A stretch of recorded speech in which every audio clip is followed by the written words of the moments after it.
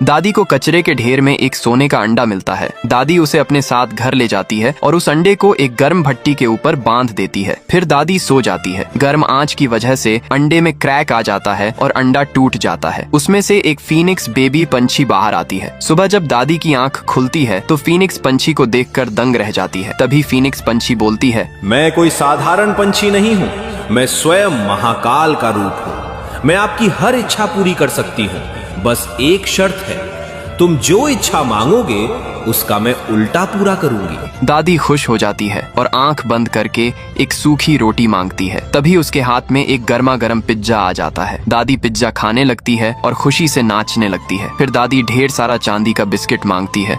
अचानक बहुत सारा चांदी का बिस्किट मिल जाता है। दादी सारे बिस्किट को एक बैलगाड़ी में लाद कर गाँव में चली जाती है और गाँव वालों को चांदी का बिस्किट बांट देती है। बचे हुए चांदी की ईंटों से अपना एक आलीशान बंगला बनवा लेती है। दादी अब अमीर जिंदगी जीने लगती है, लेकिन दादी के मन में लालच आ जाता है। दादी फिर फीनिक्स पंछी से कहती हैं, मुझे एक और पंछी चाहिए जो तुम्हारे जैसा हो। तभी बहुत सारे फीनिक्स पंछी आ जाते हैं, लेकिन सब कुछ उल्टा हो जाता है। सारे पंछी अपने मन का करने लगते हैं और पूरे गांव में आग लगाना शुरू कर देते हैं। देखते ही देखते सारा गांव जलने लगता है। दादी को अपनी गलती का एहसास हो जाता है। डर के मारे दादी मंदिर की तरफ भागती है और वहां जाकर प्रार्थना करने लगती है। उसकी प्रार्थना से भगवान विष्णु जी प्रभावित हो जाते हैं और दादी के सामने प्रकट होते हैं। दादी रो रो कर सारी घटना बताती है। भगवान विष्णु जी देर किए बिना गांव को बचाने चले जाते हैं। वे अपने हाथों से गंगा जल गिराकर पूरी आग को काबू में कर लेते हैं। गांव अब सही सलामत है, लेकिन दादी अभी भी रो रही थी क्योंकि किसी ने लाइक और सब्सक्राइब